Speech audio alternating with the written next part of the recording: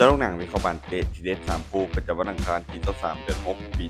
2026สำหรับลูกค้าท่านใดที่อยากได้ของรางวัลหรือโบนัสกิจกรรมของบานโลกสามารถทักหาแอดมินเพื่อรับสิทธิ์นั้นได้ฟรีเรามาเริ่มกันที่คู่ที่หนึ่งในรายการบานโลกความเป็นกลุ่มของกลุ่มเจเตะในเวลา 00:00 ของคืนนี้การพบกันระหว่างทีมชาติโปรตุเกสอันดับ3ของกลุ่มมี1คะแนนจะพบกับทีมชาติซาอุดิอาระเบียอันดับที่ยังไม่มีคะแนนเลยโปรตุเกสพวกเขาเป็นทีมที่มีกำลังโดยรวมที่เหนือกว่าอย่างชัดเจนรวมถึงการเข้ามาและสร้างสถานการณ์ก่อเหตุได้ดีส่วนซาอุดิอาระเบียพวกเขาเป็นทีมที่เล่นเกมรับเป็นระบบมีความไวในการเล่นเกมโต้กลับและคุณภาพผู้เล่นยังคงเป็นท้องเกมนี้คาดว่าโปรตุเกสน่าจะเป็นฝ่ายที่พร้อมบาดเกือบตลอดทั้งเกมส่วนอุซเบกิสถานพวกเขาน่าจะเน้นตั้งรับลึกตลอดจังหวะการเล่นเกมโต้กลับแต่ด้วยคุณภาพเกมบุกของโปรตุเกสมีโอกาสยิงเจาะแนวรับของทีมได้หลายครั้งภาพรวมในเกมนี้โปรตุเกสพวกเขาต้องการเก็บชัยชนะให้ได้เพียงฐานเดียวเพื่อที่จะลุ้นเข้ารอบแบบสบายๆถ้าหากเกมนี้พวกเขาพลาดในการเก็บชัยชนะมันจะเป็นงานที่ยากของเขาทันทีการคาดการณ์สกอร์ที่น่าจะเกิดขึ้นทีมชาติโปรตุเกสจะเอาชนะทีมชาติอุซเบกิสถานด้วยสกอร์3-0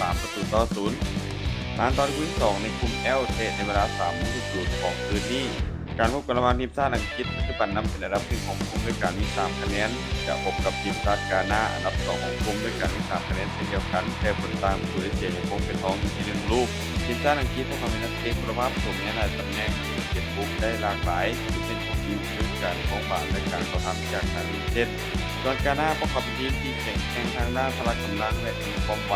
จังหวะส่วนกลางของทีมมีคงอันตรายโดยเฉพาะจังหวะที่เปลี่ยนจากทำเป็นบุกการคาดการณ์เกมนี้น่าจะอัดในช่วงแรกแต่ถ้าหากทีมชาติอังกฤษสามารถยิงประตูแรกได้ไว้เกมจะเปิดพื้นที่ให้เห็นประตูเพิ่มได้ทันทีภาพรวมในเกมนี้คงให้ทีมชาติอังกฤษอยู่ดีกว่าและมีโอกาสจะเก็บชัยชนะไปได้แต่สกอร์อาจจะบ่คาดหลายการคาดการณ์สกอร์ที่น่าจะเกิดขึ้นทีมชาติอังกฤษจะเสร็จเอาชนะทีมชาติกานาไปด้วยสกอร์2-1มันตอนคู่ที่3ในกลุ่มเคเตในเวลา9:00ของช่วงเช้าการพบกันระหว่างทีมชาติโคลัมเบียอันดับ1ของกลุ่มด้วยการมี3คะแนนจะพบกับทีมชาติคองโกอันดับ2มี1คะแนนโคลัมเบียพวกเขาเป็นทีมที่มีเกมบุกที่อันตรายโดยเฉพาะจังหวะการเข้าทำจากทางด้านข้างและลูกกันเตะรวมไปถึงยังมีประสบการณ์ในเวทีระดับโลกที่หลายกว่าทีมชาติคองโก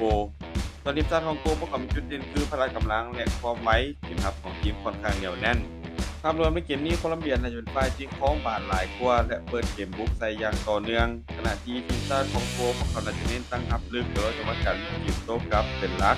ภาพรวมยังคงให้โคลัมเบียดูดีกว่าและมีโอกาสจะเก็บชัยชนะไปได้